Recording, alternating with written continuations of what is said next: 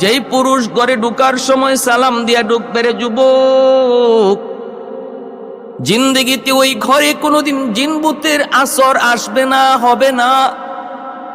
এ আমার মায়েরা খেয়াল করে শুনো, জিনভূতের আসর থেকে বাঁচার জন্য কবিরাজের কাছে দৌড়াও, হাকিমের কাছে দৌড়াও, কত বাটপার, কত জায়গায় কত ছলনা করে কত ধোঁকা দিয়া কত পয়সা তোমাদের আমাদের কাছ থেকে ছিনায় নেই। কিন্তু একটা সহি আমল শিখায় দিলাম, কোনো বাটপার সাটপারের কাছে যাওয়া লাগবে না। ঘর থেকে যদি জিনভূতের আসর দূর করতে হয়, ঘরে ঢুকতে সালাম দিয়ে ঢুকো, অটোমেটিক ঘর থেকে জিনভূতের আসর আল্লাহ দূর করে দিবেন।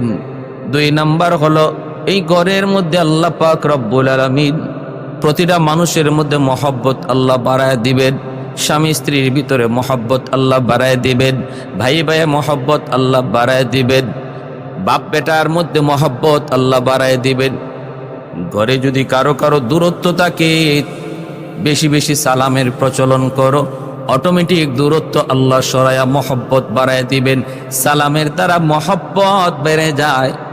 দুশ্মনী যদি কারো তোমার সাথে থাকে, বেশি বেশি সালাম দাও, সালামের বদৌলতে আল্লাহ পাক তার অন্তরকে দুশ্মনী মুক্ত করে মহব্বতের অন্তর বানায় দিবেন।